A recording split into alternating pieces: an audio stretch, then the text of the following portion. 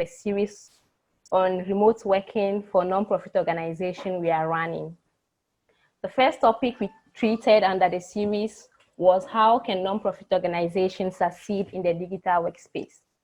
In that webinar, we discussed key tools and effective ways for non-profit organizations to collaborate while working from home. The link to access the first webinar will be shared at the end of this session in the chat box. Okay, so this was just for your information. I'm pleased to inform you that today we have two facilitators. But before I introduce them, let's take notes of some housekeeping rules. Kindly keep your lines muted. In case you have any question or contribution, please put them in the chat box or raise your hand and you'll be called upon, and then you can unmute yourself to speak. In case you have internet problem and you drop out of the call, please join back using the meeting link you used to join initially.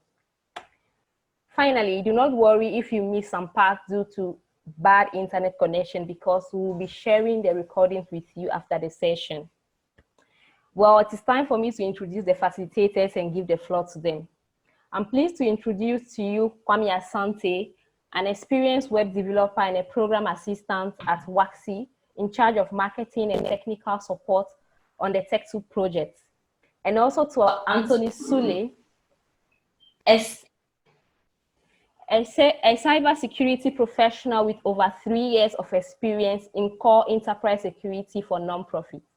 He is currently a digital security manager and data protection officer at Co-Creation Hub, Nigeria. And Anthony and Kwame, thank you for joining us today. So Kwame Asante, the floor is yours. Thank you. Well, thank you very much, Stella, and good afternoon to everybody here. Good afternoon to all my cherished audience and participants. Welcome once again to this webinar, which is a part of a series, as Stella has already mentioned. Today's webinar, we are looking at how non-profit organizations can manage a secure digital workspace.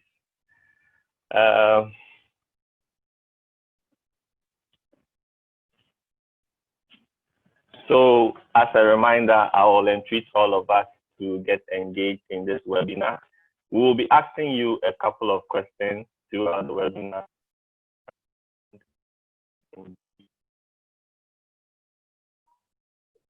Today, you can equally raise your hand and we will call upon you so that you can contribute vocally too.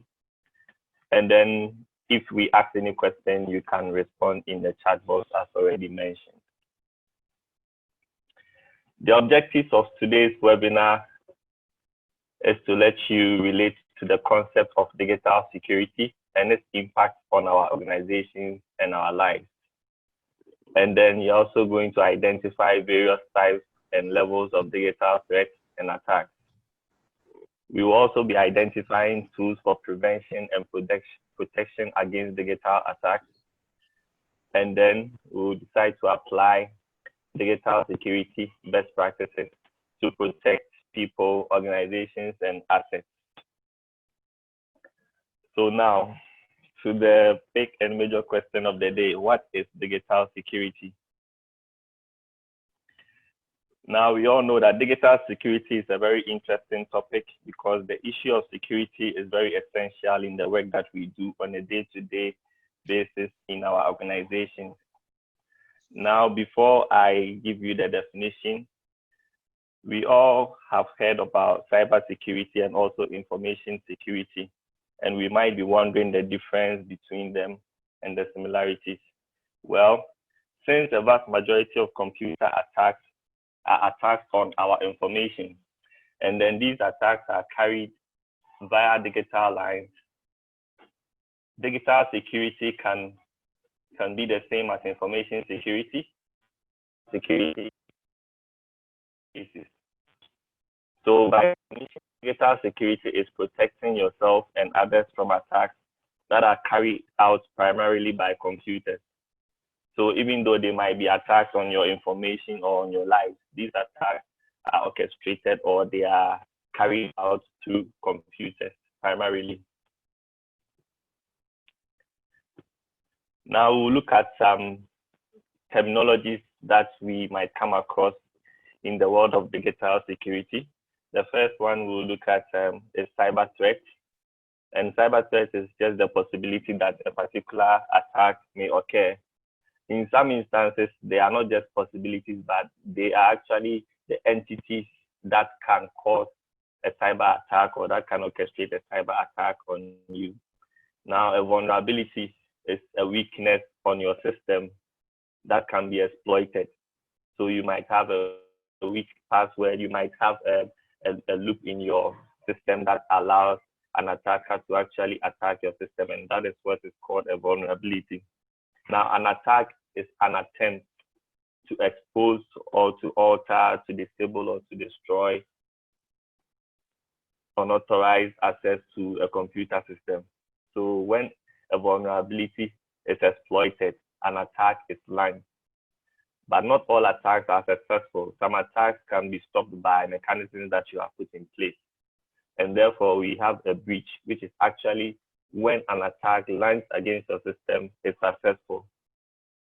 And so one major way that you can use to prevent these from happening is to have a very secure firewall. And the firewall is a software or a technology that is designed to stop these attacks from happening. And firewalls can be hardware or software based. So we'll look at that into detail in the course of this webinar. Now, we might be also wondering why we should care about digital security. One thing that we should all know is that so far as we use a computer, a phone, or any device that connects to the internet, or any device for that matter, we are vulnerable to attacks. Even after you've implemented some level of protection, the common ones that we all know, like antiviruses and the like, you will still be vulnerable at some extent. So the question here is, then why worry ourselves at all if we install all these softwares and we are so vulnerable? This seems like a never-ending task. But one thing that we should know is that there are always new trends of attacks that are evolving every day. And the thing about attacks is that you can only be safe until you are attacked. And so let's look at a scenario here. Supposing I'm a carjacker and I just go into the car park of the mall and I'm trying to jack a particular car, and I start opening the car and I realize that one car is unlocked and it has devices, it has money inside. Which one will I waste my time on? I will definitely target the ones that are open because it is less easy for me to, break into them and to jack them. The same way it applies to our systems, our platforms, our accounts that we use on our computers and our devices. Now, hackers try to find vulnerabilities in our systems, and if you don't have any protection at all, it is very easy for a hacker to have access to your system and then to attack you. So with digital security, the more secured you are, the less likely an attack on you will be successful. The more secured you are, the less likely an attack on you will be successful. Hackers pick their culprits at random. They pick their victims at random. So you would want to have some level of protection on your devices so that when there's an attack that is launched online, you will not fall victim to it. So we'll look at this incident report that was done by community IT innovators in the USA for non-profits. And you would see that over all the cyber or digital security attacks that we have, spam has about 74% of it. Those spams that we are all aware of are emails that are sent, and sometimes they are meant to exploit us into giving out information of ourselves. Sometimes they can be sensitive data, sometimes they can be personal data, and then most of the time our email protocols may move them to a folder that we call spam. That means they are suspicious. So that alone encompasses 74% of digital attacks on non-profit organizations. And we have malware We have account compromise. Malware is actually the third. Business email compromise is the second. So we'll be looking at some of these cyber attacks in the course of the webinar. Now we are going to look at some types of cyber attacks. And then the first one we'll look at is the denial of service attack, which is when a hacker sort of overwhelms your system's resources so that it cannot respond to service requests. So what they do is that, supposing you have a website, and then there's a point that someone tries to access it, and the person is not able to access a particular page of it, and the server is giving you feedback that the website is unaccessible, service unavailable, HTTP error. Sometimes we get that. This is because when someone requests for a page from your website, it's sending a single request to the website server, and the server is in turn delivering the service to the person. Now, what a denial of service attack is that an attacker can send several thousands and hundreds of thousands of requests to a server, thereby overwhelming the server, such that it renders the server to fail when someone else is legitimately asking for a request. So that is a denial of service. It is denying service of a legitimate request to your customers or to your audience. Now we have what we call the man-in-the-middle attack. Man-in-the-middle attack is purposefully to eavesdrop on some personal information or sensitive data that you might be sending to someone. So what an attacker will do is they will place themselves in the middle of you and then the server that you are interacting with, or between you and then a network that you are probably connected with. So supposing you are trying to make a payment to an online shop, and then an attacker puts themselves in the middle. Whatever information you are sending, whether it's your credit card details or your personal information, your password, he will be eavesdropping and taking that information and then use that against you in the future. Now we have what we call phishing. A phishing attack is when a target is contacted via telephone, emails, or text from someone posing to be a trusted or legitimate source. And this time too, the goal of this attack is to gain personal information or influence. So that is the phishing attack. And then we have the password attack. The password attack is having access to the victim's password by looking around in a person's desk, which is called sniffing. Now, we should know that not all digital attacks are attacks that are launched by a computer with some sophisticated application somewhere. Sometimes our own negligence can expose us or can make us vulnerable. So supposing I write my password in a diary and I leave it somewhere and someone takes the diary and they have access to my password, they might in turn use that against me to launch an attack against me. So sometimes we need to take measures to curb all of this. So we'll be looking closely into that as well. The next one we will look at is a malware attack. Now, malware is just a word that is capped from two words. That is malicious software. Malicious is just a word that means something that is intended to cause harm. So any software or unwanted software that is installed in your system without your consent to cause harm is malware. And malware can come in the form of virus, it can come in the form of Trojan horse, it can come in the form of ransomware. Now there are various examples of these, and sometimes you might wonder whether these things are worth worrying about. Let me share a scenario with you. I had a friend sometime, and then she just downloaded a movie from a torrent website. Now this movie came with malware that she didn't know of. So she kept on using her computer for a while until one day all the files on her computer was attached with an extension. So for instance, if she had a document that is a PDF, instead of the document ending with .pdf, it ended with dot, and then a malware software extension was added.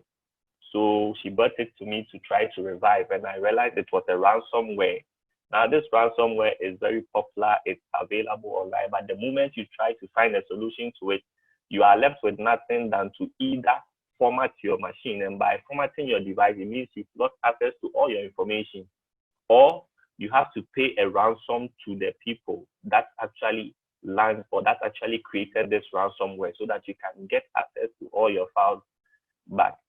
Now, in the case you don't have a backup for your files, then that means you'll be found wanting.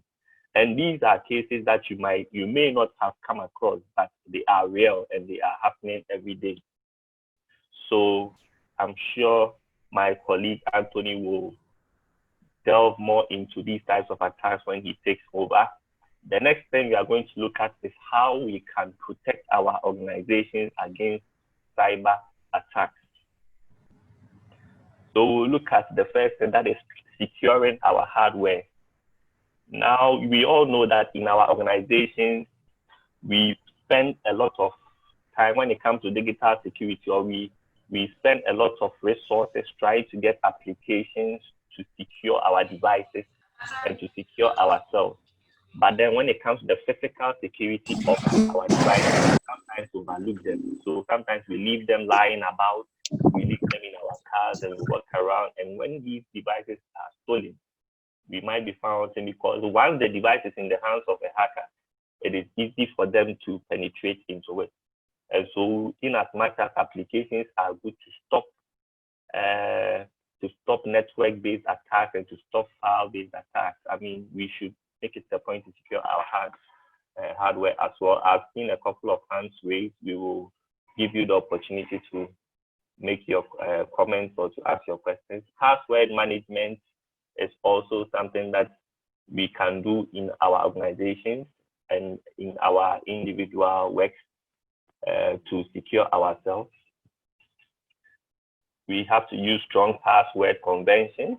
We don't have to use passwords that are easy to guess. We have to use passwords that are long. A good password is one that is long, that has a mixture of capital letters and small letters, and also has a composition of some symbols in them. And these ones take a long time for even the most sophisticated password crack software to break into.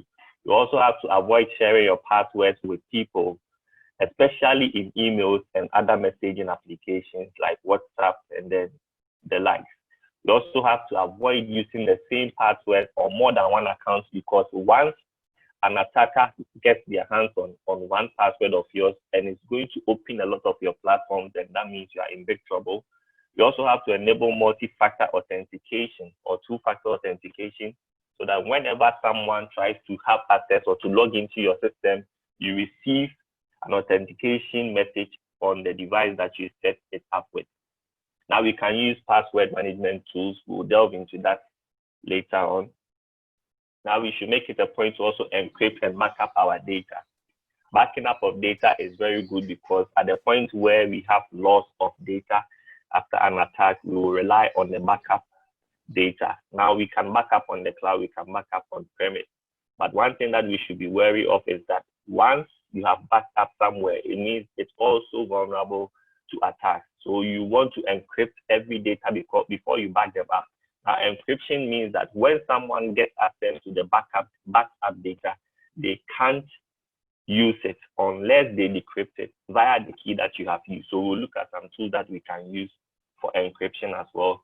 We should also try and use some anti-malware and then some firewall software. There are very good anti-malware software. At the end of the session, we will show you how you can get some at very affordable non-profit prices. And then we can also share with you some ways that you can also configure your firewall as well. We should also make it a point to always use licensed software and automatic updates. It is very, very common in our sector because of limited funds to download free versions of software from pirated websites and from torrent websites. What we do not know is that these softwares comes with patches that are put in by attackers, and they sort of form a channel that they can use to attack your machine. Some of the attacks, when they are launched, you cannot see the consequence or the effect of it until it is too late. So we should be very wary of that. And then we should updates. In fact, these days there are a lot of platforms that you can, and a lot of applications that are available, some for free and some for very, very limited pricing for non-profit. So we should always try and leverage on that. But the key point is it is always essential and better to use licensed software, because what happens is that the developers or the original developers of these software always bring updates whenever there is a loophole or whenever an attacker has created some sort of malware that can penetrate the system. That is why they bring automatic or they bring periodic updates. So if you don't have a genuine or licensed software, you cannot make use of these updates as and when they come. The last thing we can look at is the use of a virtual private network, that is a VPN. What this does is that it encrypts the data that you are sending to a network, and then it also makes you anonymous when you are browsing the internet. We'll look at that also as well. Now we are going to look at a few levels that all these attacks that we've talked about are launched within. So we have looked at a lot of digital attacks, and then we should know that these attacks are carried out on these three levels. That is the device level, and then the application level, and then the network level. So at this point, I'm going to hand over to my colleague Anthony to come in and then to delve further into these three levels for us. And then I'll come back and then do a demo on how we can implement some of the tools that we have talked about today. So thank you very much for your time. And I will tackle the question that has been asked, and then my colleague Anthony will come in. Thank you, Sante. Mr. Israel Ekanem hand was up. So if he has any question, he can just unmute himself and speak up, please.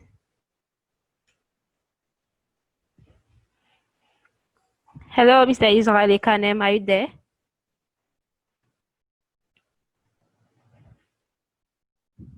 Okay, I guess. Okay. Okay, so I think Anthony can have the floor now. Anthony, please, if you are there, you can start your presentation. Thank you. Kindly share your screen and click the presentation. All right, thanks, Stella. Good afternoon, everybody. I hope everybody can hear me. Please, can you just let me know if you can hear me? I can hear you, so I can hear you. So I hope people too can hear you. I can hear you. All right, awesome. Can everybody see my screen? Yes, I can see your screen here. Thank you, Anthony. I can see your screen. Yes. Okay, awesome.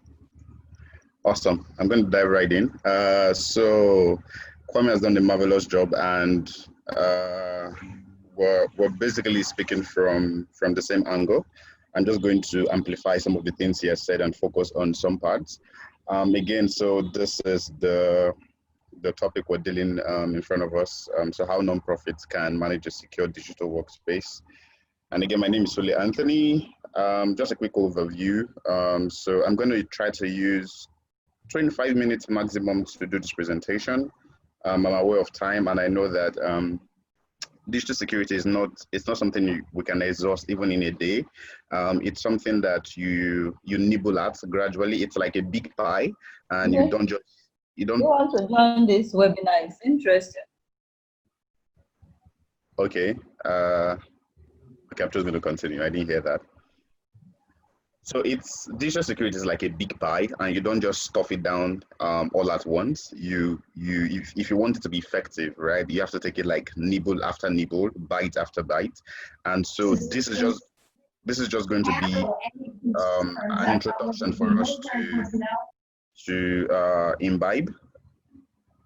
Please, can you mute your mic kindly? I'm a little distracted.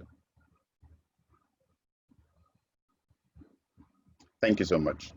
Anyhow, so as Kwame introduced, we'll talk about so in secure digital workspace, there are three levels to it, right? There's so many things to digital security. But in terms of securing how you work, your workspace, we will consider 3 levels of security. The first is at the network level. So it's pretty much external, right? So when you connect to the network, what happens there? And then the device level talks about what happens with your computer, with your phone, and then at the application level, I mean, when you interact with your emails and all of those things, what are the security implications and the things we should be worried about? Sorry. So yeah, I've been introduced. I'm a cybersecurity professional, and I've worked in enterprise, and I've worked a lot with nonprofits in the last 3 years. I'm currently the security manager at Corporation Hub. I'm also the data protection officer. And for those wondering what I look like, that's my face over there. These are some of my proficiencies. I do digital forensics, basically investigating because I work a lot with journalists and some of them are targeted with malware and different things. We do investigations into where those malware are from, if we've seen like similar signatures of malware somewhere else. It's basically just investigating technology. Okay, I think I have to look at the chat now.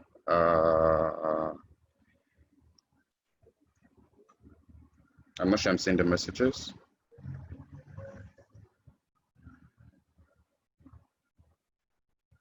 Stella, please. Hi, Anthony. Yes, please. There's no question yet, so please, you can continue.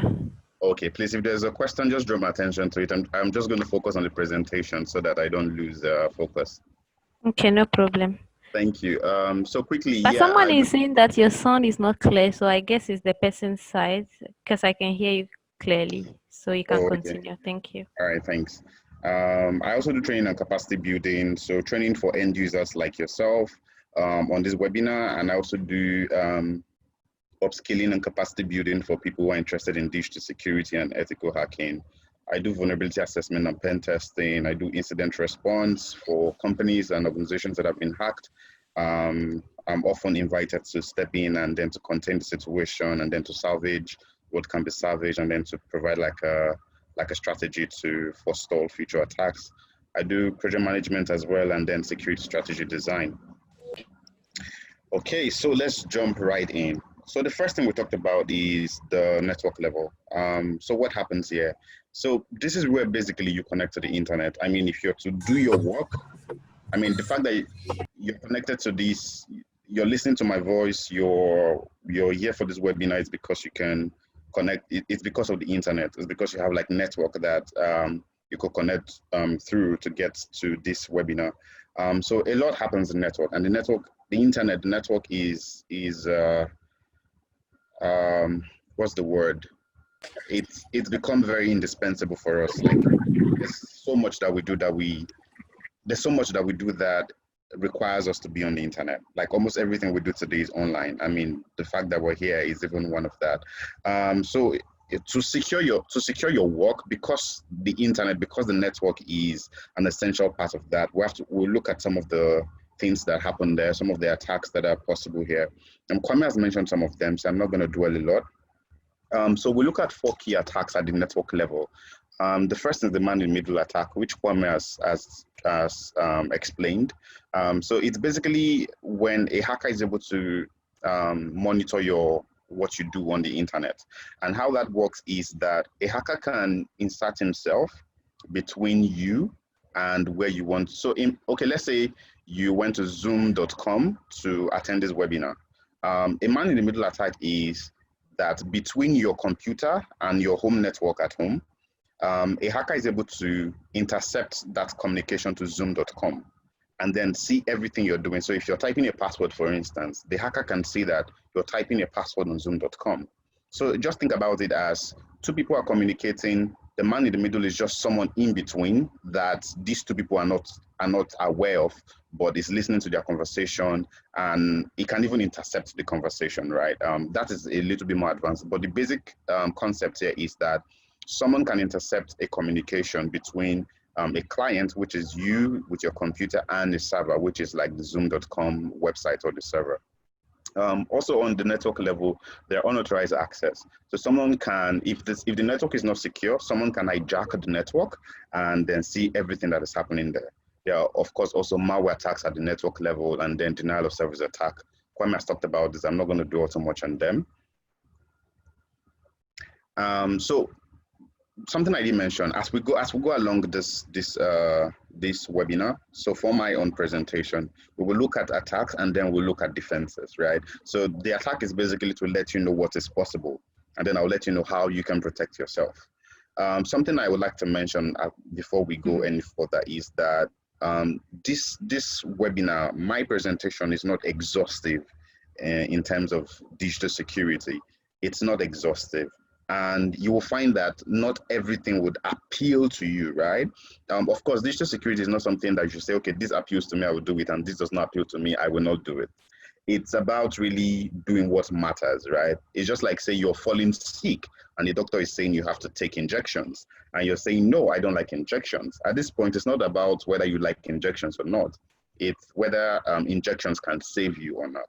However, I want to point out that you can't take everything at a go, as I mentioned initially. So as much as they will be sharing the slides and the recording after this webinar, I would urge you to take points, to take notes, because there are many things I'm going to say that are not in my presentation. My presentation is designed to be as simple as possible, and some of the things I'm going to say are not going to be on this presentation. So so just take the points you can take and then try to act on them. You can't act on everything at the same time, so just keep that in mind.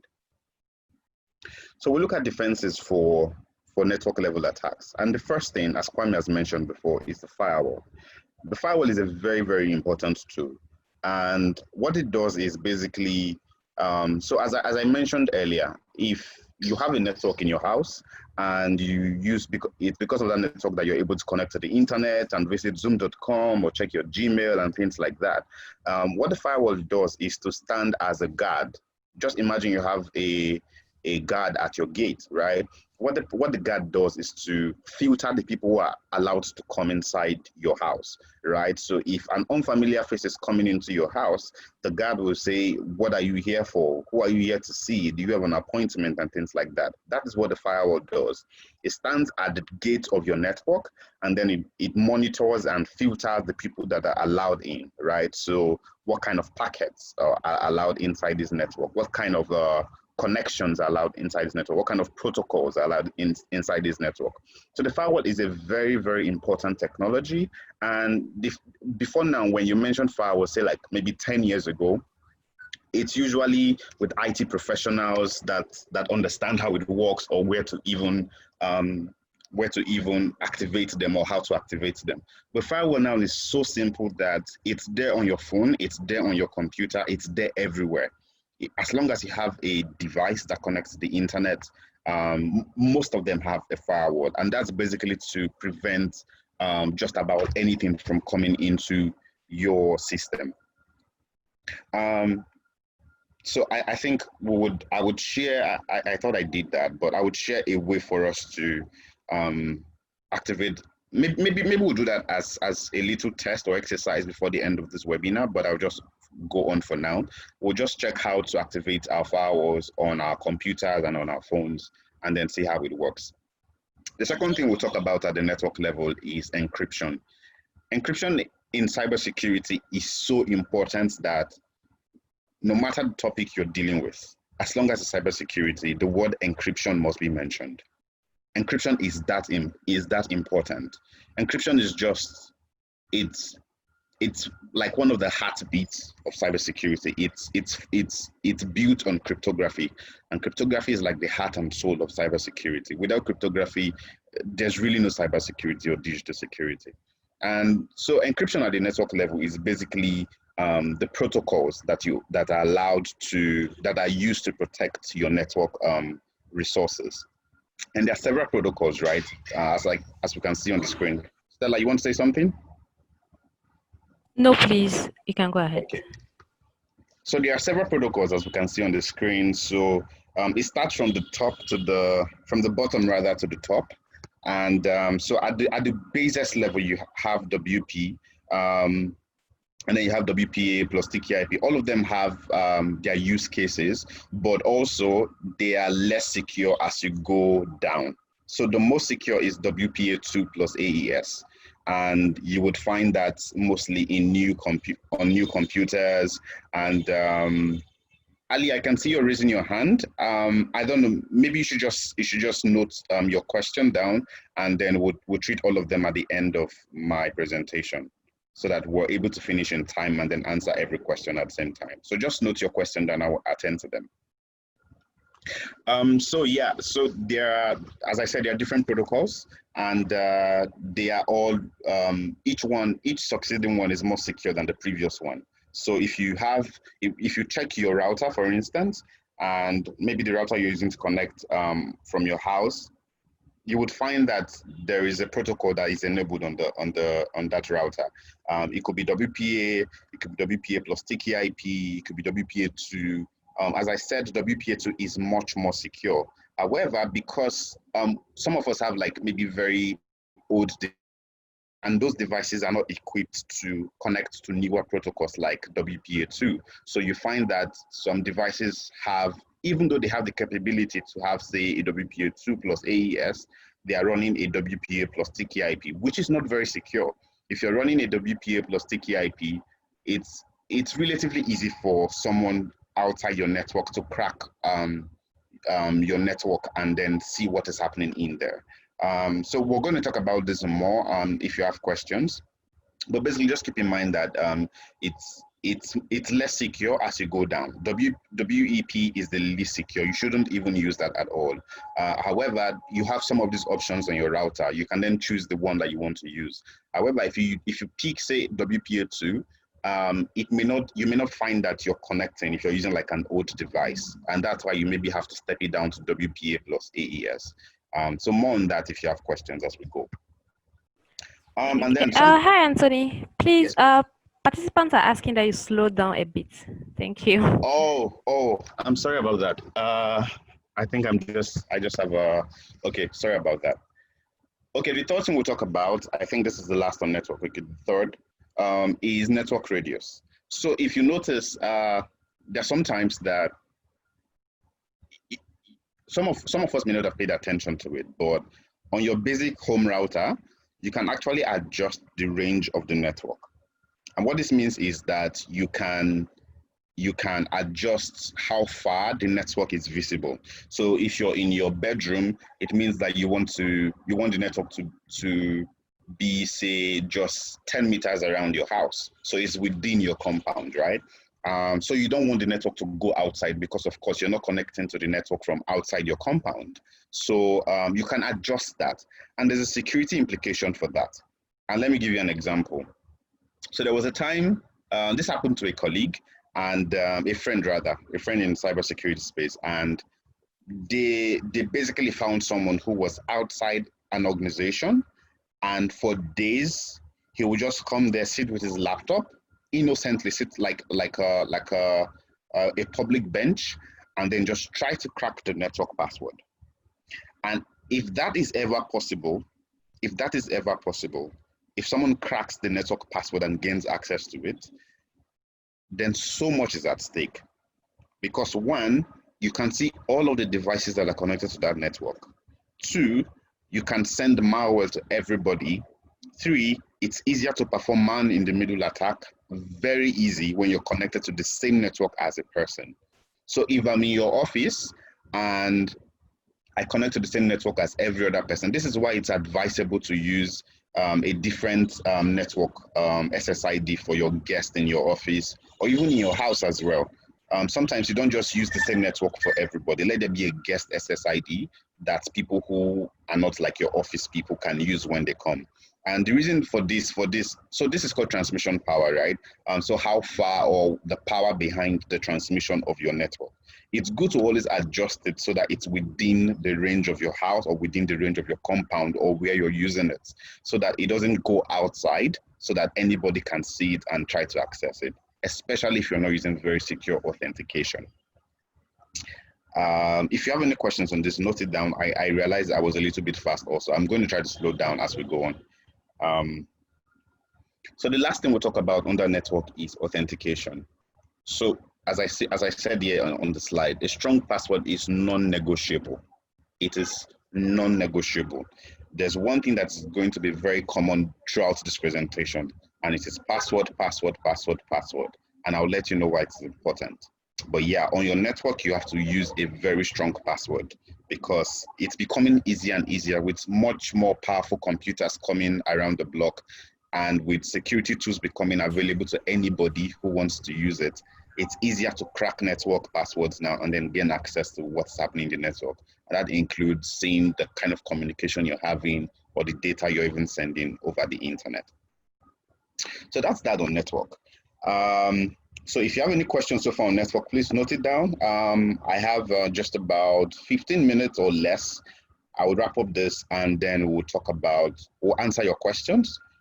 Although even as I go, there are some places where I'm going to need us to talk, just to make this a little bit more interactive so that I'm not the only one talking. So yeah, the next level we talked about earlier is devices. So we're treating attack and security at the network level. Now it's down to your devices, the phone, the tablet, or the laptop with which you're connecting to the internet. Now there are several types of attacks that are possible at the device level. So we've talked about a few of them, but I think two that I would like to mention here is, of course, we can see them on the screen, but I'll focus on theft and surveillance. So with theft, we know that, well, we all live in different countries. I've seen introductions from Sierra Leone, from Cape Verde. I'm from Nigeria. Of course, Waxy is in Ghana, and I know we have like different people from different countries across the continent. And the security situation is very different across the countries, right? I know I've been to Ghana like a lot, and I shouldn't be saying this because I can see some Nigerian people on the call, but I feel safer in Ghana than I feel in Nigeria. And so I think I can probably sleep and leave my door open in Ghana, and I can't try that in Nigeria. So of course, as I said, security threats physical security now, the threats are very different across our countries. So, but what if someone gets to steal your computer, for instance? And you have like a lot of things on your computer, from investigative reports. Let's say you're a journalist and you've done like investigative reports on someone, and it's done on your computer. Maybe you probably even have the name of your sources in a secure folder, and then you have it on your computer and all of these things. What if that computer gets stolen? Or let's even point out a very bizarre scenario that happened sometime last year in Nigeria.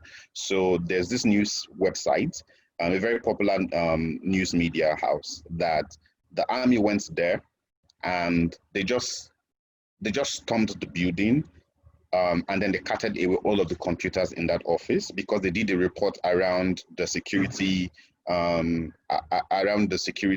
threats in the country and the planned move of the army towards the Boko Haram, if we've heard about them.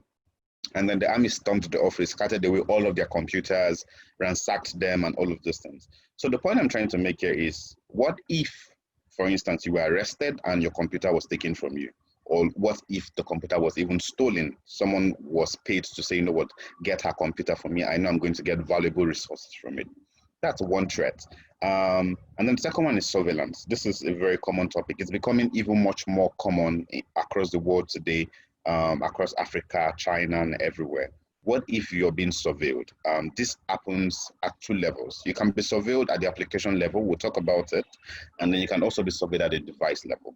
At the device level means that someone probably knows things about your devices that do not change or that do not change as often.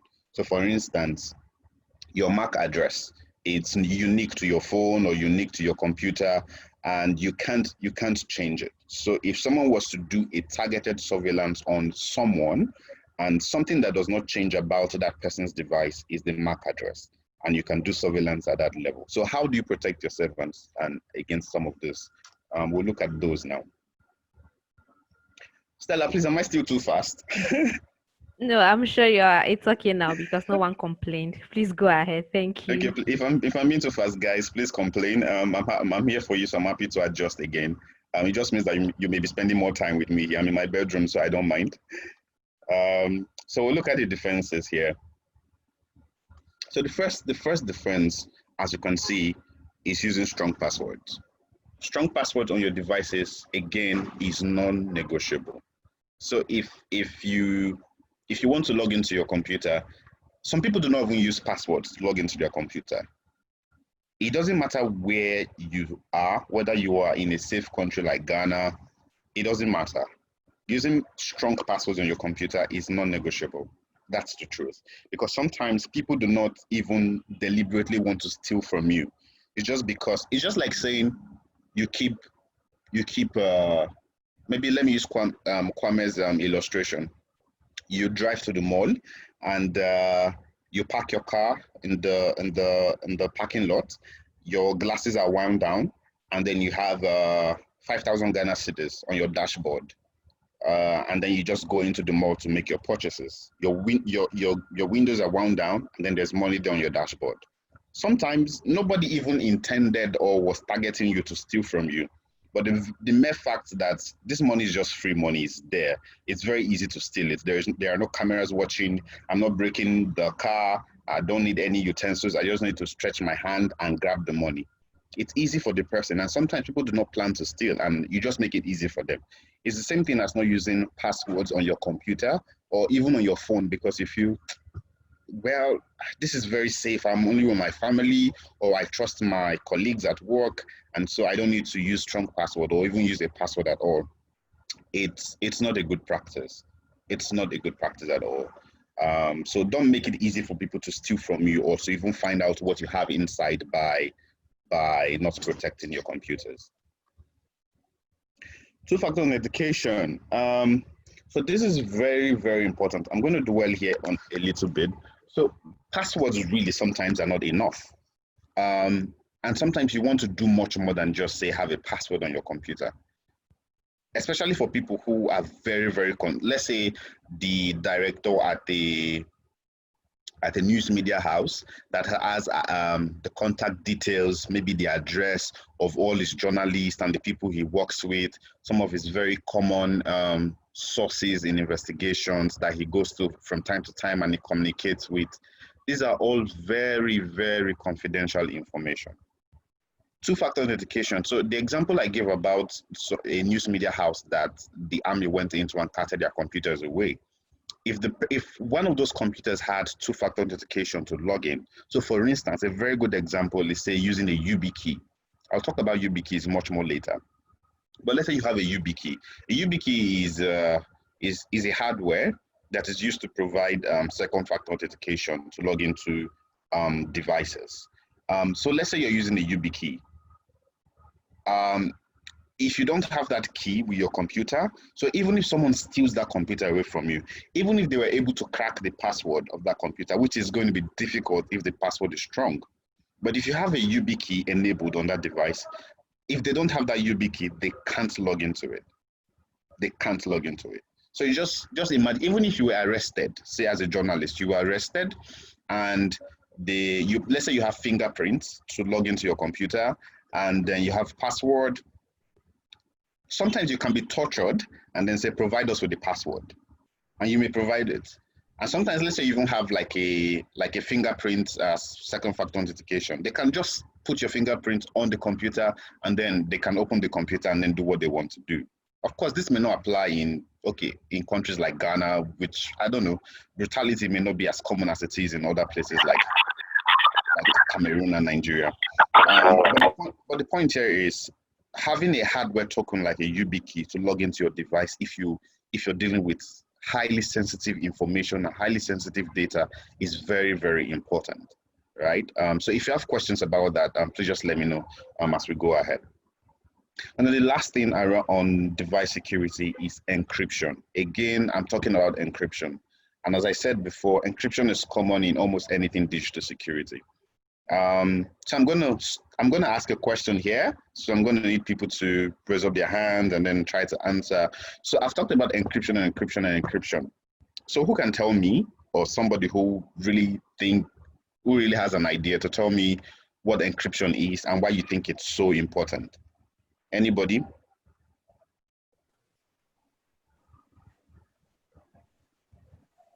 Please, if you have an answer to Anthony's question, just raise your hand and we'll be glad to have you speak. Thank you.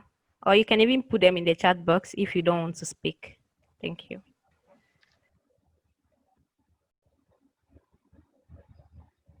Yes, Francis, you can go ahead.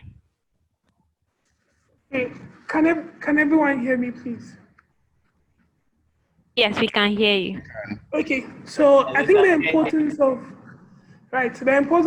encryption for me are two things. Encryption helps a message to get to its right person or its right receiver, and also if by chance the message is intercepted, the third party will have it or find it very difficult to decode that message. So to me, when I hear encryption, that's what comes in mind, as in having a message sent to the right person, and even if it is intercepted, it is very difficult to crack. Thank you.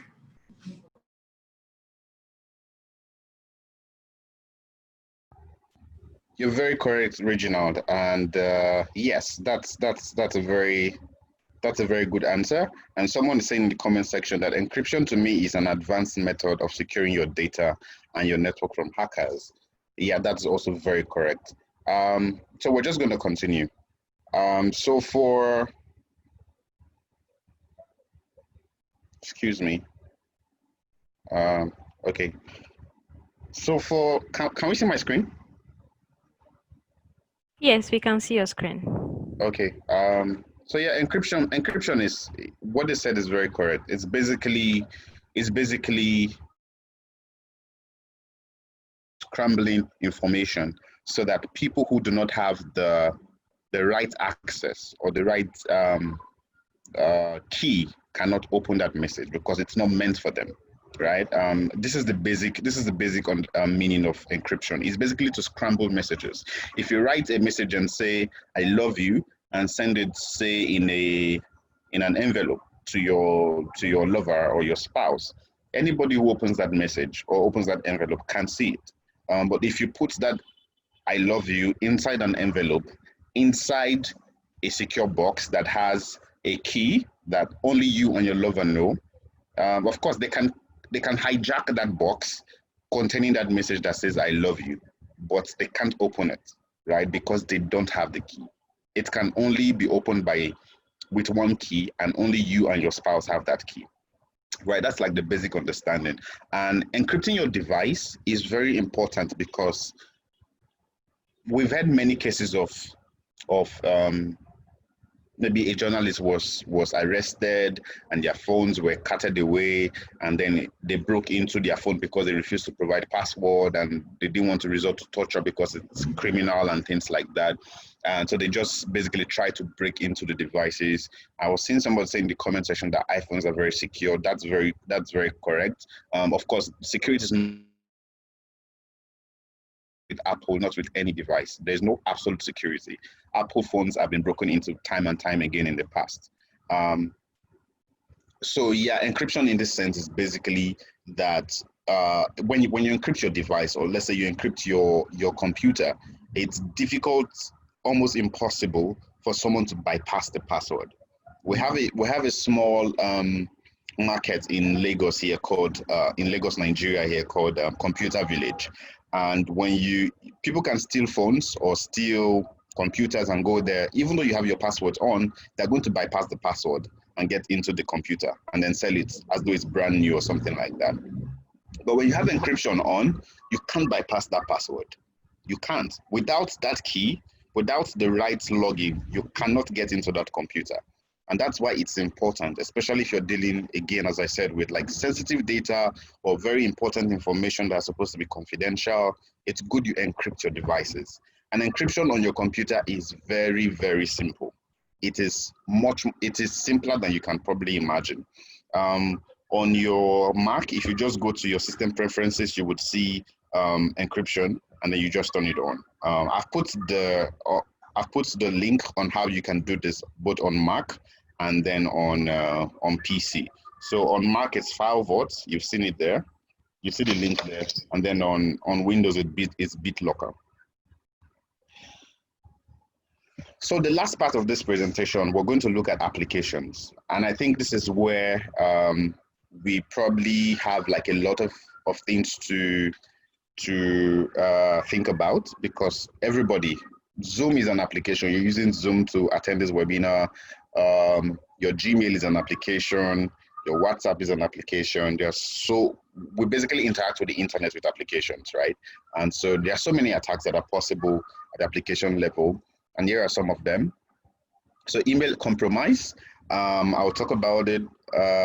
If we remember that pie chart that Kwame shared earlier, business email compromise was I think the second most popular threat and attack amongst the non-profit organizations.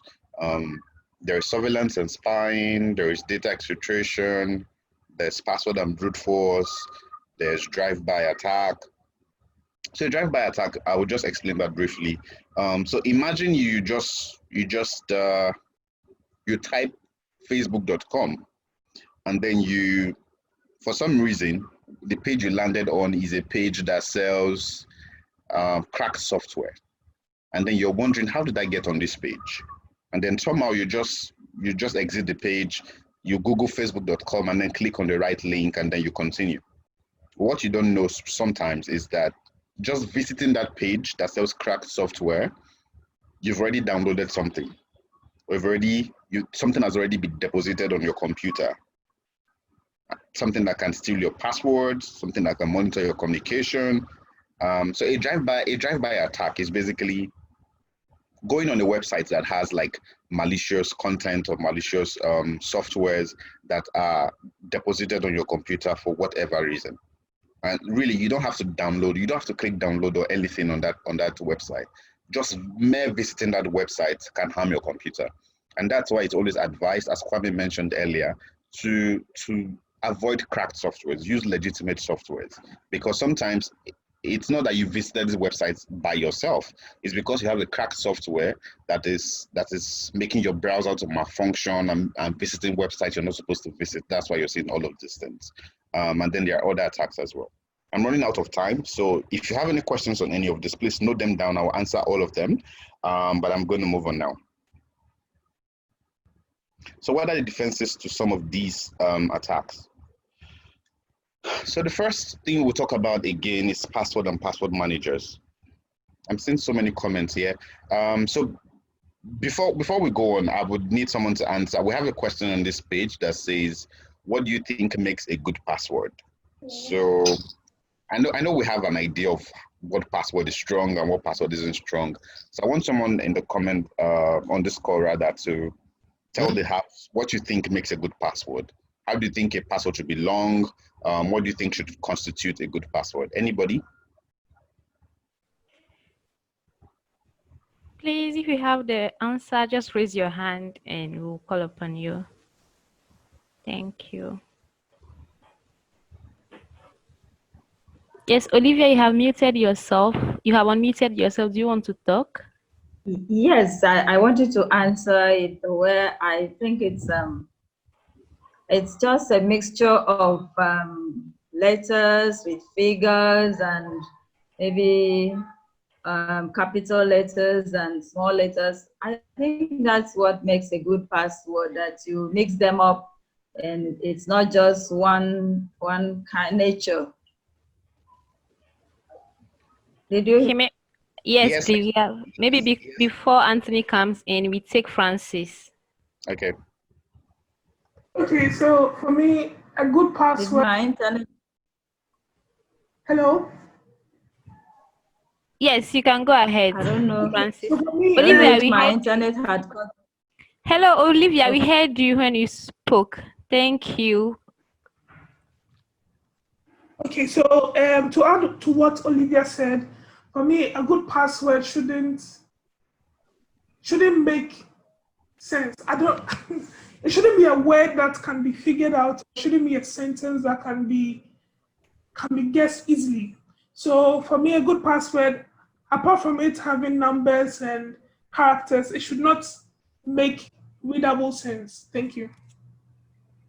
Thank you very much, Reginald. And Sorry, I missed the other person's name. Olivia. Olivia, sorry about that. Yes, that's very correct. I know this makes a lot of sense. I mean, if you've ever used a password, or if you've ever tried to learn what is a good password, then you should know what should make a strong password or a good password. And I think they've mentioned it. So I'm not going to dwell on what makes a good password. I strongly believe that most of you, if not all of you, know what makes a good password. What I'm going to talk about is the uniqueness of your password. So for instance, someone can use a password that is 20 characters long, and they use that password for everything. They use that password to log into their computer. They use that password for their email. They use their password for their Instagram. They use the password for Twitter. They use the password for their online banking, everything. That is what I want to address here. Your password is supposed to be unique to every account that you have, right? So your password for Instagram should not be the same as the password for Facebook, or the same as your password for Twitter, or the same as your password to your Gmail and things like that. It's supposed to be unique for each one. And of course, the reason why people say, well, I can't remember that many passwords, is why we have password managers, as you can see on your screen. So there are password managers which help you to manage your passwords, right? And so you don't have to, there's no fear of ever misplacing your password, or saying that you can't remember them, or saying that they are too long, or things like that. With the password manager, you only need to know one password, and just that one password will give you access to all of the very strong passwords or good passwords that you need for all of your accounts. It's really something that I think everybody should have. There are very good options, as you can see on your screen. Stella, can everybody see my screen? Yes, we can see your Okay. screen. Okay, there are very good options, as you can see. Okay, thank you. So there's 1Password, there's Keeper. I don't have any personal preference because myself and my colleagues I have some very good colleagues in the industry. Some of them would say Keeper, some of them would say LastPass. I use Dashlane. I've met a lot of people who use 1Password. All of them have like different functionality to make your life easier for you. LastPass, probably very good, but any of the options you see on the screen, you can actually go for them, right? And they serve almost the same purpose for you. So this is something I really would urge everybody to take out of this class. If you don't use a password manager, this is a good day. If this is one thing you take out of this webinar, I think that would be very good, that you start using a password manager, and then you change all of the weak passwords that you have across your accounts. So if you have like a Facebook account, and then you use that same password for your Gmail, after this class, I urge you to go change the password, so that the password for Facebook is different, the one for Instagram is different, all of them are different. And then you can then store all of them on your password manager. The next thing is two-factor authentication. So there are 3 types of two-factor authentication, right? Or 3 ways of implementing them, rather. So there is SMS-based two-factor authentication, there's a hardware-based or security key, and then there's the app-based. The SMS-based, I know we're all very familiar with that. If you've tried to log into even your Uber before, Uber will send you a code that says to verify your phone number, or verify that it's you that's trying to log in. If you try to access if you have two-factor authentication enabled on, say, your Gmail, when you try to access that account, they will send you a code to your phone number, or send you something for you to do using your phone number. That's an SMS-based two-factor authentication. It is very common, but it's not very secure, right? I'm not going to dwell on the insecurity on this webinar. The next one is hardware or security key. This is much, much more secure, right? It's the most secure of the 3 of them, but it also comes with its bottleneck. I'm not going to dwell on the bottlenecks, but there are 2 very, very common examples, or the most used the most used hardware or security keys for two-factor authentication. The first one is YubiKey, which by far is the most important, or the most used, or the most secure. And then there is OnlyKey as well. So the good thing with YubiKey is that you can use it for across different accounts. So you can use it to authenticate to your computer. So say you want to log into your computer, you can use your YubiKey as an extra level of authentication. You can use it for your online account. You can use it for your Gmail account. So it's a two-factor authentication tool that you can apply across different accounts. And I would urge if you maybe we didn't take a census before this class started, but if you're like a journalist on this webinar or somebody that deals, as I've mentioned time and time again, with very sensitive data, then it's really important you have something like a YubiKey. But if you're careless, a little careless like me, then maybe it's not for you. Maybe you should revert to like the app base, which I will talk about soon. But if you know that you're very careful, you can keep this and all of that, then it's good to have a YubiKey. It's really, really very secure, and it's good for people who deal with like very confidential things. The third two-factor authentication mechanism is the app-based. So basically, this is good for people who, as I said, maybe are careless like me and don't know how to keep things, and you travel a lot, right? If you do SMS-based two-factor authentication, the flip side to that is, what if you travel to a country where you can't, maybe you use Tigo, for instance, or Vodafone, and then you travel to a country where those networks are not available and you can't get SMS and you need to log into your account. What happens then? So you're just handicapped. You can't log into your account and things like that. But with app-based, it is universal, right? You just need internet connection, and then you can always get your account authenticated into. So there are some very good examples. Authy is by far the most commonly used, the most trusted, one of the most secure out there. There's also Google Authenticator, there's Microsoft Authenticator. They are all free. So if you really want using a 2FA for say your Gmail and Facebook and Twitter and Instagram, I would advise you to use Authy because it's very reliable. That's what I use personally. The third thing on the application level is pretty good privacy.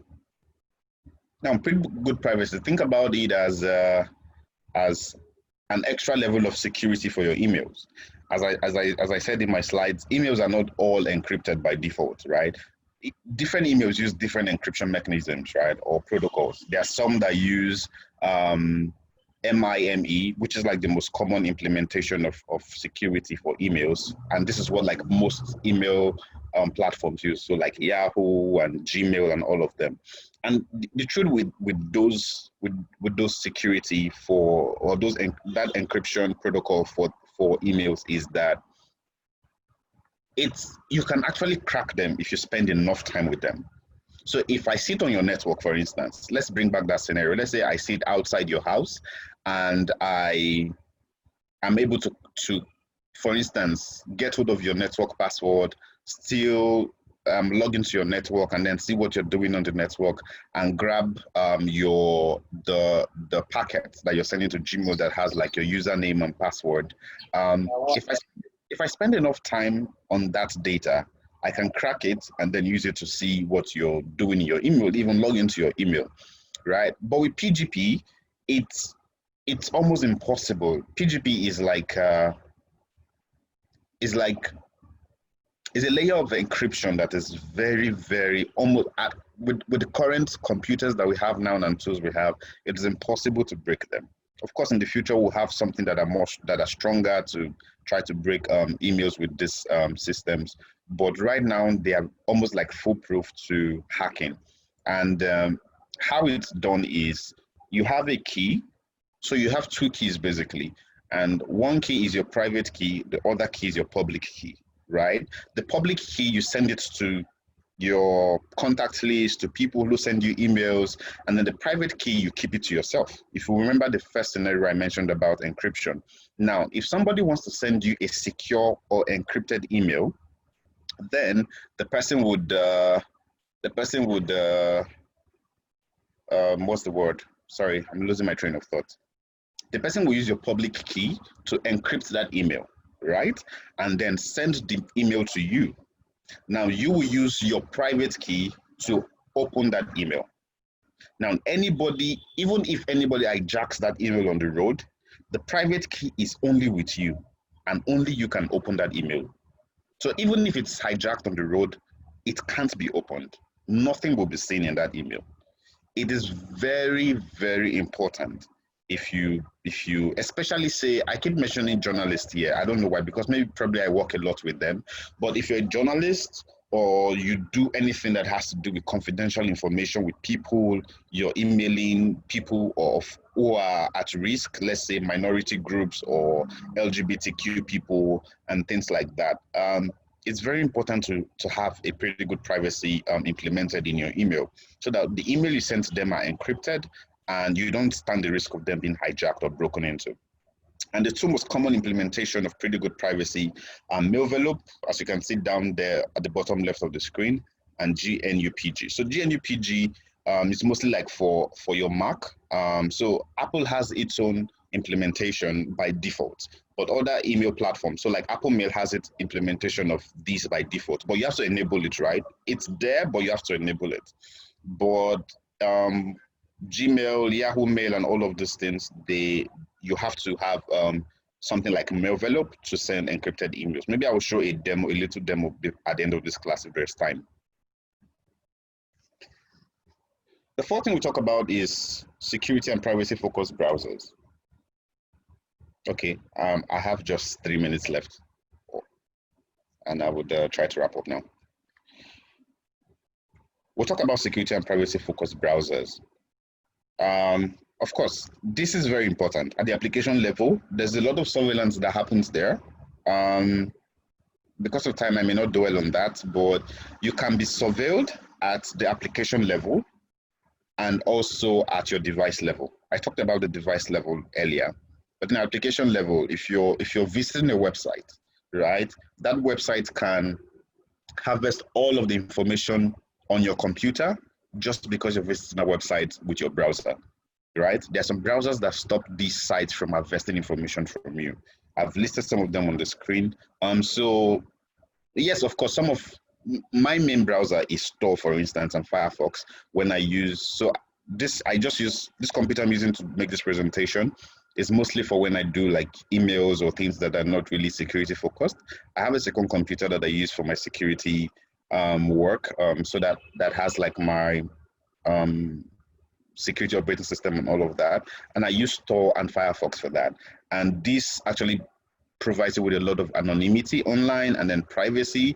You can't say so much about that when it comes to like browsers like Chrome, for instance, or some of the others. But the ones I've listed on the screen are some very good privacy focused browsers that you should consider using.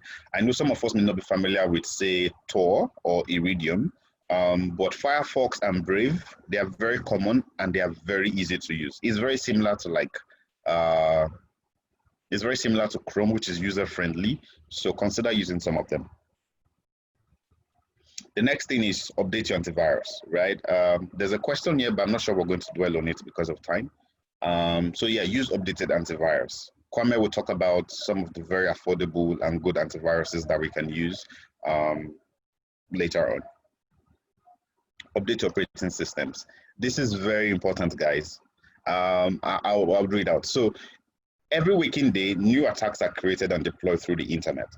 To stay ahead of that, software companies provide solutions to their users to address or patch the vulnerabilities that make these attacks possible.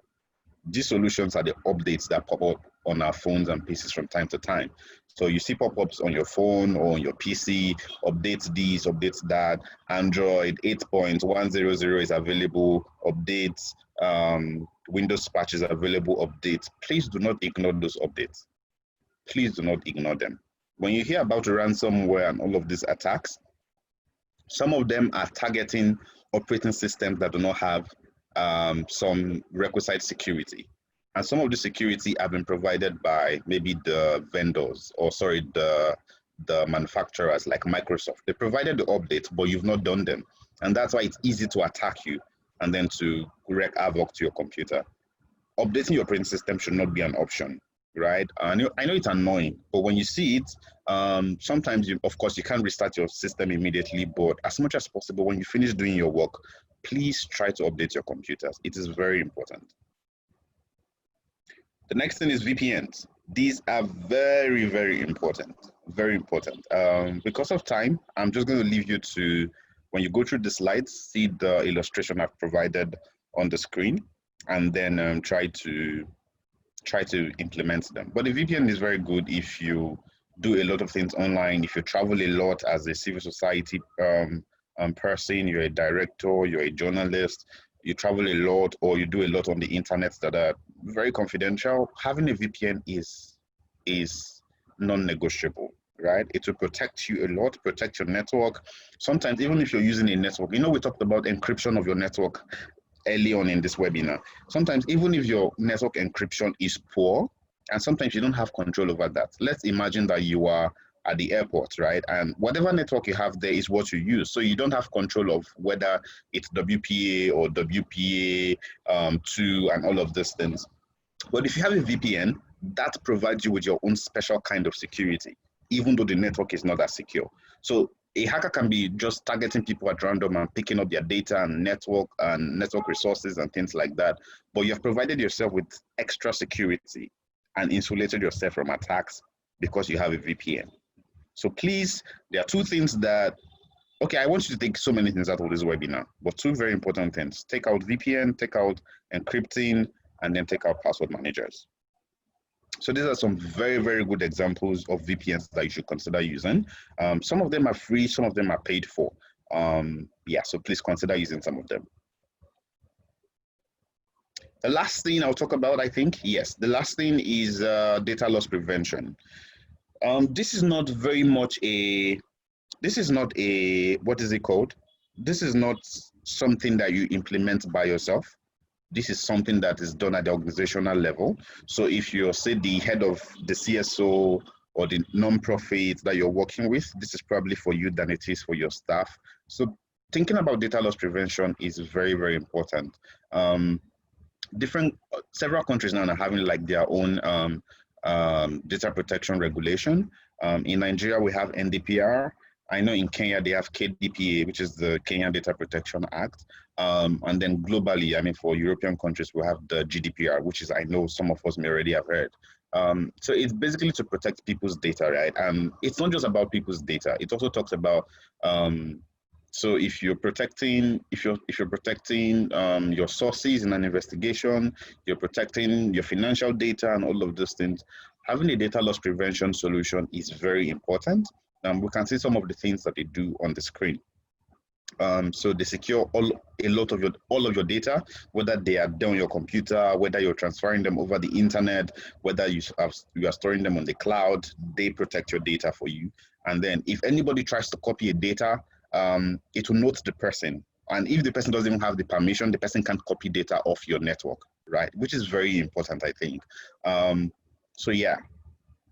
Here are some very, very like industry standards data loss prevention solutions to consider for your organization. Symantec by far is the best, by far. So if you're looking, and they're very affordable, to be honest. So if you're considering these for your organization, please consider some of the ones I put on the screen. I'm not employed, they're not paying me anything, so I'm just telling you. So that's it from me, people. Questions? Hi, Anthony. Thank you so much for that presentation. I personally learned a lot, and I'm sure colleagues on the call also learned a lot. We have some questions in the chat box that I'll be reading out. Some of them you have already touched on them while talking, but maybe the person might not be satisfied, so I'll just read it out so that you can speak to it. So Samira Farouk had two questions. The first one is, does antivirus do the same work as firewalls? So their antivirus, no, it doesn't. The answer to that is no. But there are antiviruses that come equipped with firewalls, right? Not all of them, but a good number of them come equipped with firewalls. But the work are not the same, right? So the antivirus, the major work of the antivirus is to protect your computer against malware, so things like viruses and Trojan horses and worms and things like that. But the firewall is to protect you on the network side, right? As I said, antiviruses like McAfee and the rest, they have firewall inbuilt into them. So when you have the software, you can enable the firewall and then it protects you, but it's not default. The work is different. So one protects you on the network side and the other protects you on the device side. Okay, thank you, Anthony. Her second question is, what if you are using a public network such as MTN Wi-Fi and you can put it in as a home network as if it's yours? How then can you set up network radius and all? I think that's all. That's a good question, and the answer is you can't, right? Personally, I'm not using MTN, I'm using Glo, but I will show you. You can set up network radius. Can you see my screen? So we can see your screen. Okay. Wait, are you seeing my presentation or the Yes, Wi-Fi? your presentation. Oh, sorry. I was showing you something else. Anyhow, so the answer to that simply is that no, you can't. So there are some this ability to limit how much you can extend your network radius is only present on routers.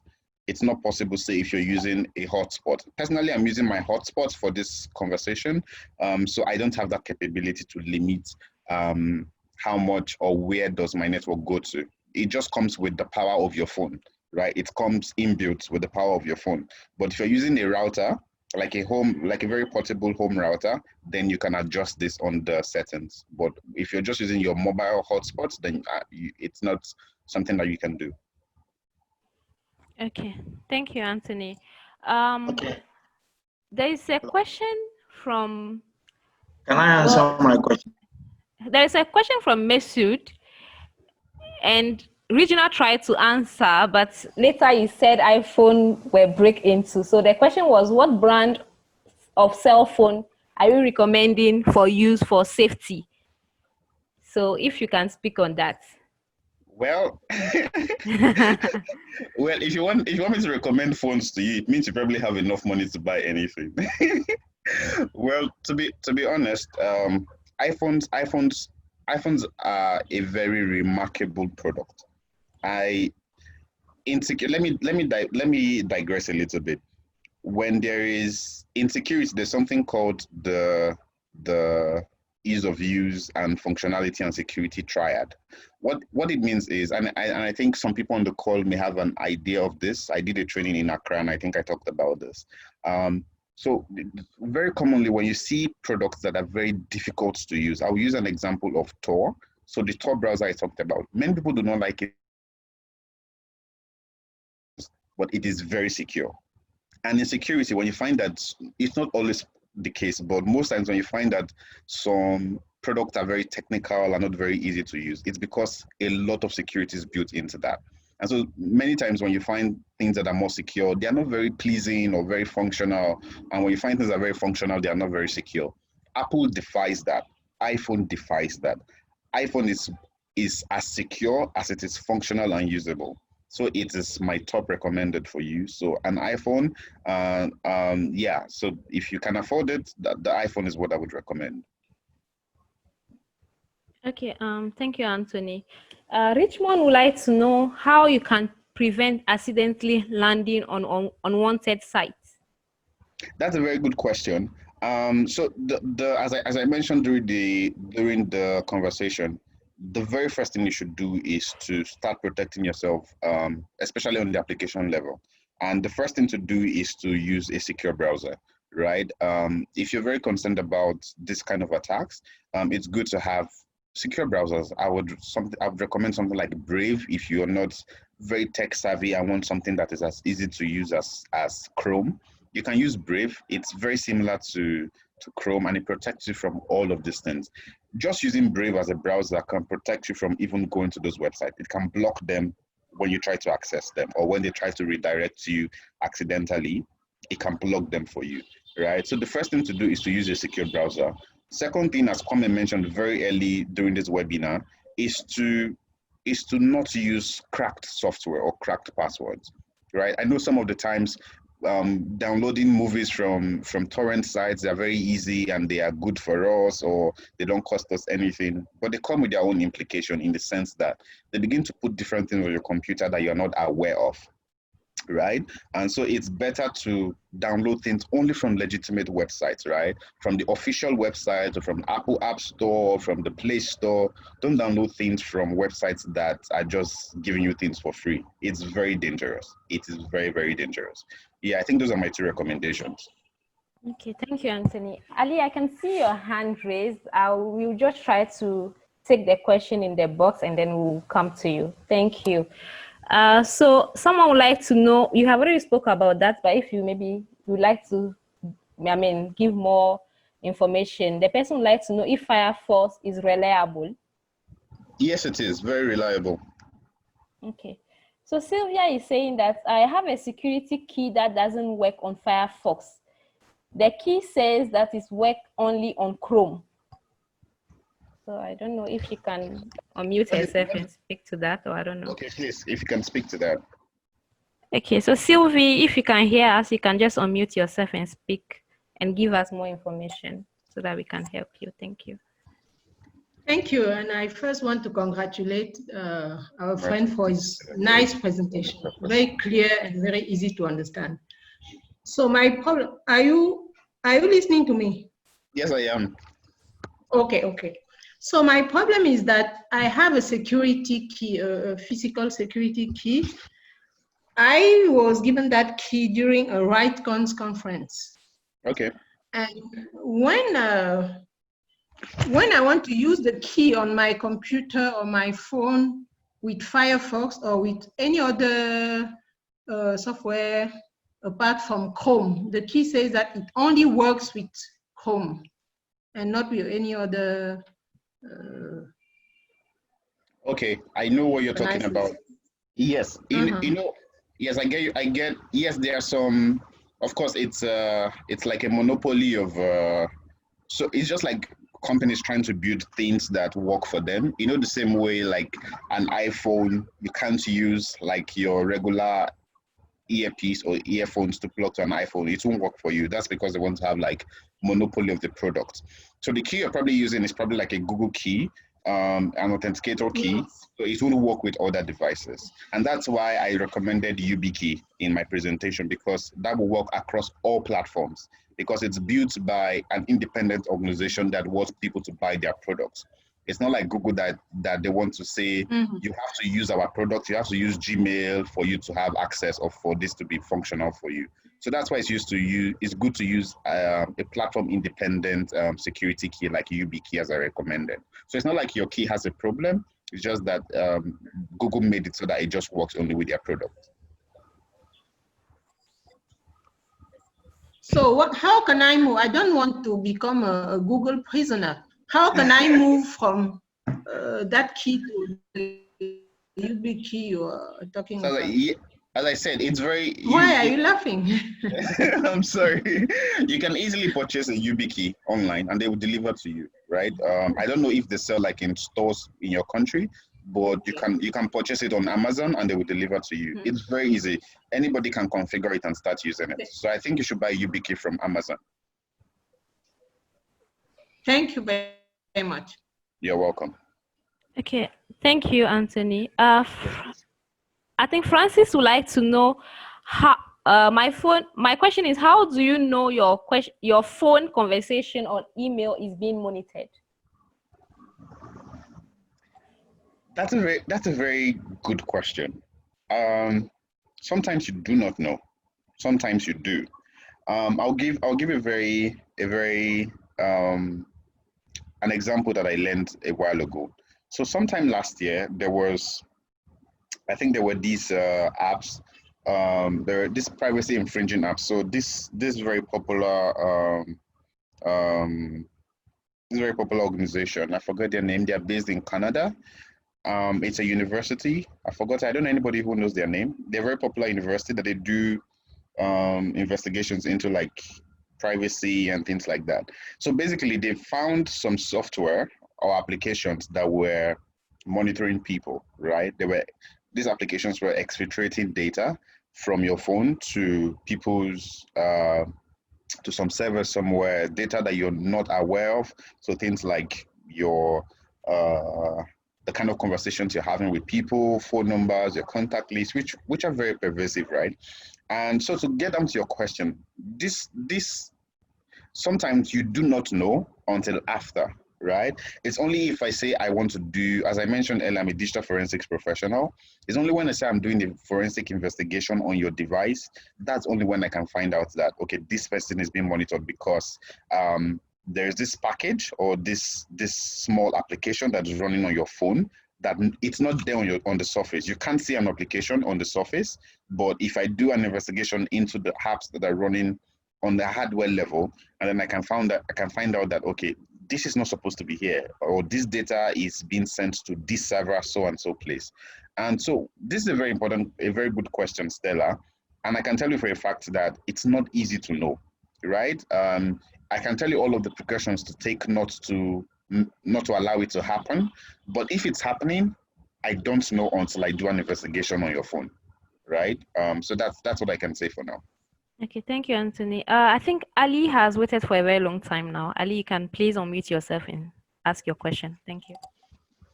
Yeah, good afternoon. Hi, Ali.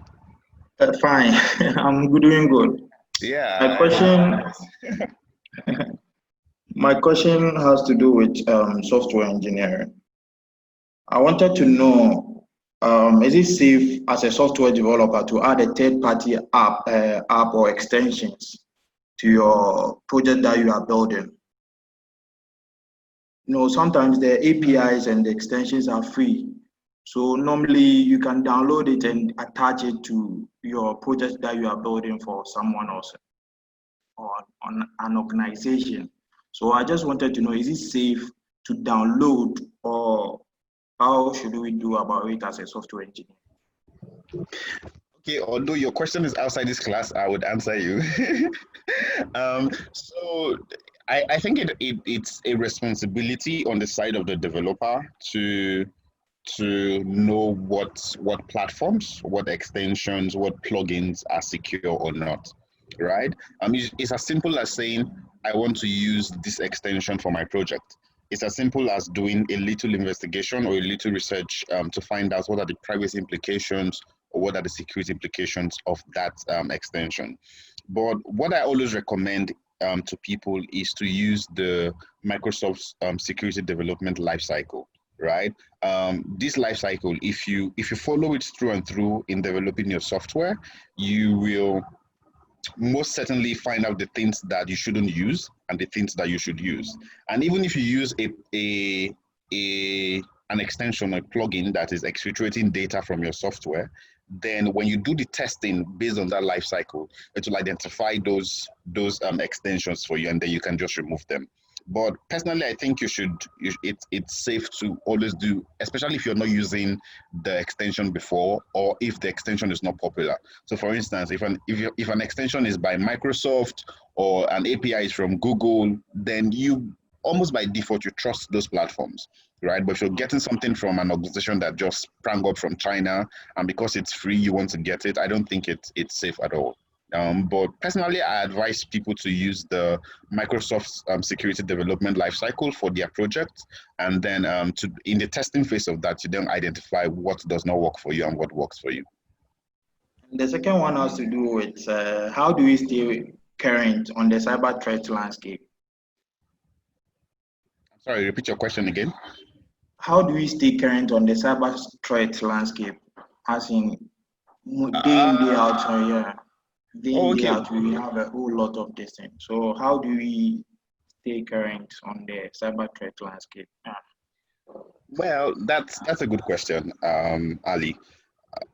Well, I can speak for myself, right? There are a lot of platforms that you can learn a lot from, that publish on a daily basis the kind of things that are happening around the world, in the nonprofit space, in the enterprise world. One such platform I go to every time, especially in terms of like if there's a data breach or if an organization has been hacked and what they did and what they didn't do. A blog I use a lot for that is Troy Hunt.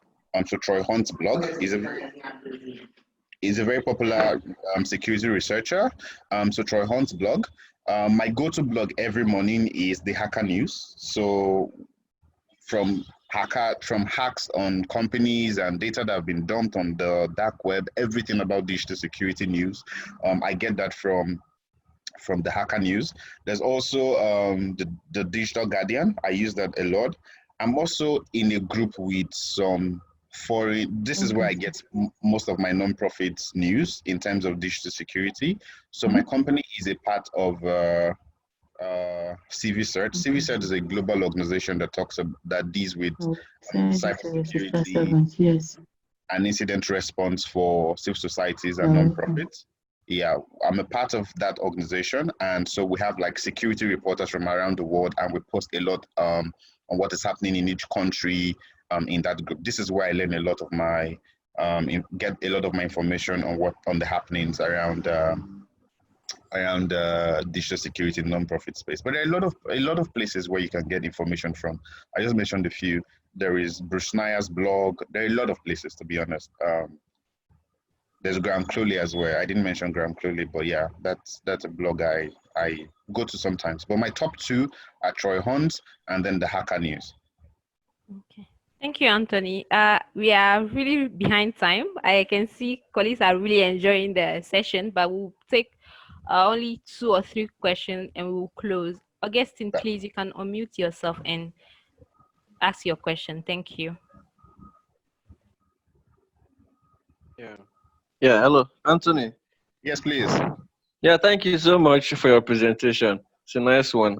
My pleasure. So really, I have a phone like a Hisense Android phone, but like for instance, sometimes I don't want to use modem. I normally put up my hotspot to use it on my computer.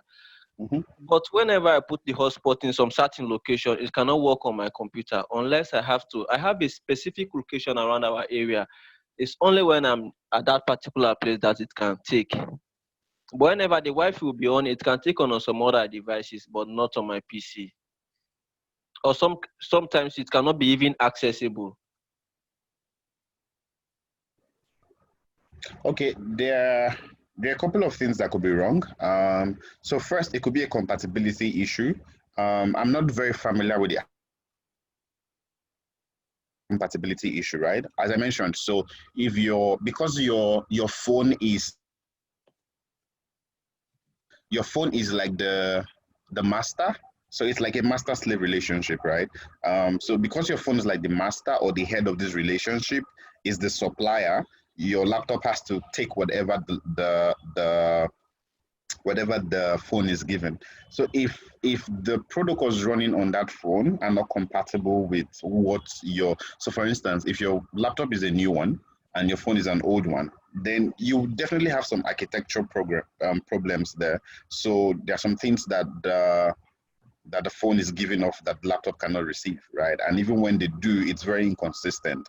That's one possibility. The second reason or possibility could be that it's an issue with your network, right? It might not be with the phone or the laptop, it might be with your network provider. So if you try to say, thanks, Olivia, if you try to use a different network and then try to see how that goes. But for me, I think it's a compatibility issue between your phone and your computer. Something I think you should try, and you can, I have my email in my slide. I think if it will be shared with you, you can always reach out to me. If you try a different network, right? Get another person's phone, for instance, try to use the hotspot, connect with your laptop, and then see if it works seamlessly, then it's the architecture of the phone. That's not Sure, it works. It works with other phone. I have tried severally with other phone. It works perfectly. It's the architecture. So there's a bit of a compatibility issue with the architecture of your phone. Okay. Thank you so much. All right. Okay, so thank you. A follow-up question from Samira. She said she was the one who asked about the antivirus and the firewall. So she's asking if your computer comes with a Windows Defender with a firewall, do I need then to install a new firewall or antivirus? No, you don't. Personally, on this computer I'm using right now, That's what I use. Even on my security focused computer, I use Windows Defender. The long and short of it all is I trust Windows Defender, right? Much more than I trust some antiviruses. And it comes with its own firewall and everything you need. So yeah, if you have Windows Defender activated and updated, you don't need to do anything. You don't need another antivirus. It has its own firewall. You just need to turn it on. Okay. Thank you, Anthony. This question is also from Francis, who asked earlier if you can know, how do you know if you are monitored? You are being monitored. So he's asking if there is any application that can help prevent people from monitoring conversation then. Good question. And there is not one straight answer to that. The reason is because, for instance, if you try to say protect whether you're being monitored online, you can have all of these things that I mentioned, like have a VPN and use strong passwords, visit sites that only have HTTPS and not HTTP. You can take all of these precautions online. But if you're on your phone and using WhatsApp, there are some things also that you need to put in place. So security, as I said, is not one time and do everything, right? You take it step by step. And in that sense, I really can't tell you one thing that you can install on your phone that protects you everywhere. There's really not that one thing. If you're communicating online, or say you're doing chats, I'd advise you to use Wire as your communication tool if you're, say, a journalist or something, or use Signal, right, which are more secure than WhatsApp, which, as we saw last year, I don't know if you follow the news, but WhatsApp is very prone to attacks and then people monitoring people over WhatsApp and things like that.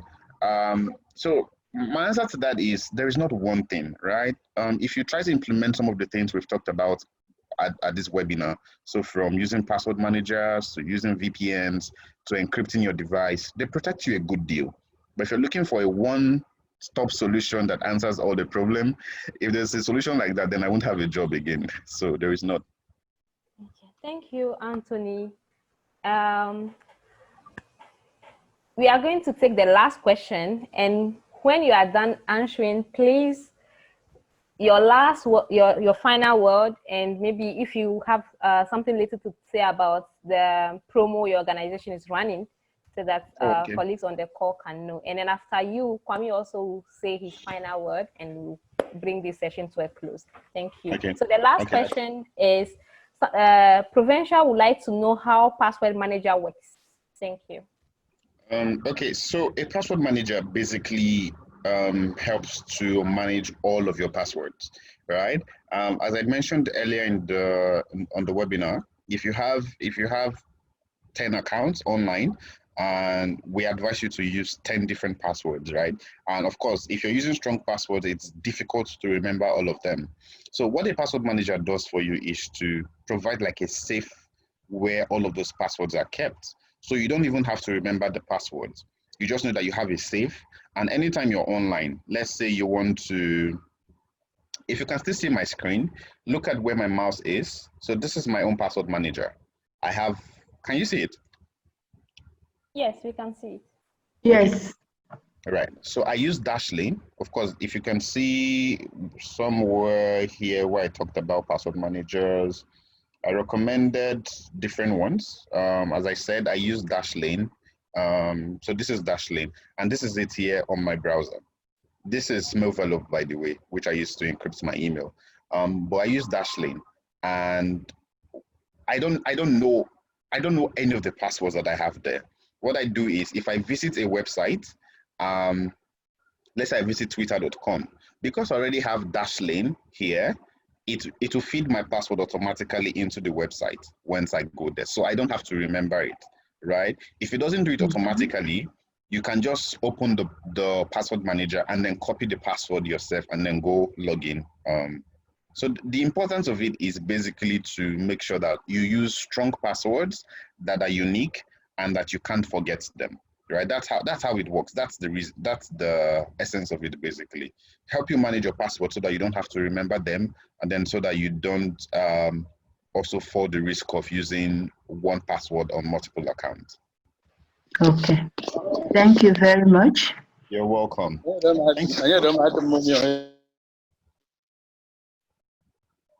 Someone was saying something? No, please, Anthony, you can give us your final word and maybe All the right, promo thank your you organization. everybody. Thank you everybody. Medase, as it said. I like the word. So thank you so much everybody. Thanks to Waxy for having me on this webinar. I'm always excited to be available to you guys anytime you need me. This is something I'm passionate about. So if your organization, whether you're in Cape Verde or whether you're in Senegal or Sierra Leone or Liberia or Cameroon or Nigeria, if you ever need me to talk about security to your people, I'm happy to do that. What Stella was talking about, so my organization co-creation of currently, we're providing security support for free to 10 organizations in Nigeria, Ghana, and Kenya. Of course, I know some of you are not from these countries, but if there's a strong case to support your organization, whether it's from Sierra Leone or Senegal or anywhere, I will consider it. I'm in charge of this project, so I'm going to make like an exception for you guys. However, the support is for organizations in Nigeria, Ghana, and Kenya. What we're basically doing at this time is, okay, so a little quick background. So a couple of weeks ago, there was a news website in Nigeria, a popular investigative website in Nigeria that was hacked, and they panicked a lot and they called us to solve the problem. So we helped to contain the attack and then find out what happened. And it turned out that the government actually hacked these people. And the reason is because they'd made investigative reports about government cover-up around the COVID-19 in Nigeria. So that's a little background. So we thought, you know what, a lot of organizations around the continent might be facing the same problem about hacking from government or hacking from different places. So if your organization is dealing with any cyber threats at this time and you're worried that your website is not safe or that your staff need training to be able to handle some of these things, we're providing free support in that regard. So we're doing things like if you need us to migrate your website to a more secure platform, let's say you're using a hosting provider that is not secure, we're happy to do that. We're also happy to fortify your website with new like security measures. So put in some plugins, purchase some things to help make your website much more safer, much more secure. If you're in need of this kind of service or this kind of support, please let me know. My personal email is there on the screen. Okay, reach me on my personal email if you have like something outside work to talk about, maybe security, but not in the context of work. But if you want to reach me on this conversation, okay, my phone number is on the screen. You can call me.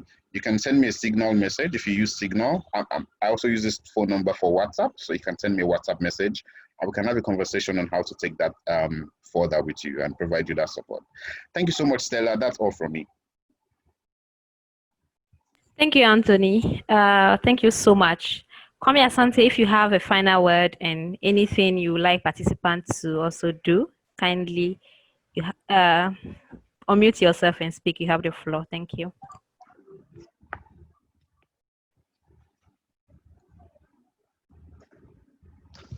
Okay, thank you, Stella.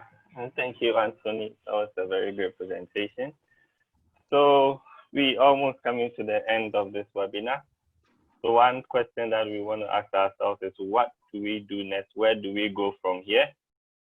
So I have a few takeaways that we can do in these points. So we should make it a point to do periodic backups, because when you are a victim of an attack, mostly you are likely to lose a lot of your information, if not all. So you would want to rely on the backups that you may have saved. You also want to make it a point to also do automatic updates, enable these in your operating system, and in every application that you are using, you can enable this feature so that it can update automatically, or you can be checking manually to update your application. You can also make use of antiviruses and VPNs. We have talked a lot about that. And then the use of strong passwords and then multi-factor authentication. It's also very, very essential. With secure browsers, we've made mention of Tor and Brave if you are not very technical. And then you can also adopt a password management app. As Anthony said, he's using Dashlane. I'm also using LastPass, and this is my LastPass extension here. And so anytime I come, I just open my bots and launch my applications from here. So I created this one for the purposes of the webinar, but the one I'm personally using has a lot of my accounts inside. So I can just launch my platform from here. Any email address, any account that I have, I can launch it from here. And I also don't know any of my passwords because LastPass can create encrypted passwords for me, so I don't have to worry. So if you want to get any of these password managers, you just look for the extension on your browser. Of course, it can be add-on on Firefox or any other browser. It can be the extension or add-on. And then you can go to the store. So in this case, I'll go to the web store and then I'll search for LastPass. So you can search for anyone that you want, either Dashlane or LastPass. And then since I already have it installed, you can see that I'm being asked to rate it. But supposing it wasn't installed, they'll ask me to add to my Brave browser, which I will do. And afterwards, I will have it here. I will sign in. If you don't have an account, the option will be there for you to create an account. And then you can start using it, as it's very, very important to use. And also, we should try and avoid clicking on anonymous links. Most of the time, you can hover over a link before you click it, because sometimes when you hover over a link, you can see information about the link at the bottom left of your browser. So for instance, if I come to this tab and I hover over this link, it's supposed to give me a description of the link in the bottom left of my browser so that I know exactly where it is taking me. Sometimes there might be a name, let's say join this meeting or submit something, but then the link there will actually have a description that is telling you that it's a suspicious link. So we should always try and avoid clicking on anonymous links, and to make sure that we know where exactly the link is taking us. By just hovering over the link, you would know that. We should also try avoid connecting to anonymous networks while on the field. Let's say you are traveling and you are at the airport, you have to send an email and you will see different forms of free networks, just by searching. We should try as much as possible to avoid connecting to these, as these are high target networks for attackers and then for hackers. And then there are new USB charging ports everywhere when you go to restaurants, and then when you go to airport terminals. We should avoid these by all costs, as some of them can transfer all the data on your devices just by plugging the devices, and it's super fast, just in a matter of seconds, and you will be breached. Also, we should try avoiding websites that are without HTTPS. HTTPS encrypts the communication between you and the website or the web service that you are accessing. So if a website is having HTTP, that means it's not secured and your communication is not encrypted. So whatever you send across to that server can be exposed to a hacker, and you will be vulnerable to an attack. So we should try and avoid all of these. We made mention of a lot of tools that we can use. Anthony made mention of Symantec, and then there are also some few ones like Bitdefender Antivirus. So the good news is that these software come at quite expensive prices, but there is a non-profit portal that you can have access to these, and they are very, very, very affordable. So you can contact us. I'll put our contact details here. So you can call us or visit our platform anytime, and then we can be able to assist you. We also have a host of other applications, ones that you can use to back up your data, for instance, very, very secured ones like Box, which was also mentioned through the presentation. So if you have access to any of this, if you need any clarification or support with regards to security, with regards to technology, anything at all, you can kindly call on us and we will be available to support you. So thank you very much for your audience this afternoon. I believe we've all learned a lot. And so thank you for having us. We are very grateful. Thank you very much, Kwame. I'm sure Kwame's last word has raised some questions in your mind, but please, we can't take more questions. So I'm sure you have Anthony's contact details as well. If you have any question regarding the project his organization CC Hub is Nigeria is running, or you have any further question on the thing he spoke about, you can directly contact him. And as Kwame has also said, and it's still on the screen, we have our contact detail. Kwame mentioned the technology donation program WAXI is running. So if you need any software at a very affordable price, you can call upon us or WhatsApp us. So I'm also putting in the chat box. So I also mentioned at the beginning of this webinar that it's a series of webinars we are running on remote working. And I promise that after the webinar, we'll share the recordings of the last webinar in case you were not able to join us. So my colleague Shamrit Padonu has put in the link, so you can see the link to the recordings in the chat box. Thank you so much, and we hope next time if you see the invitation to our next webinar in the series, you register and make it a point to be here. Thank you so much, and enjoy your evening. Bye. Bye. Thank you. Thank you. Bye. Thank you. Thank you. Thank you. Thank you. Thank you. Thank you. Bless Au you. revoir, tout le monde. Thank you. Bye.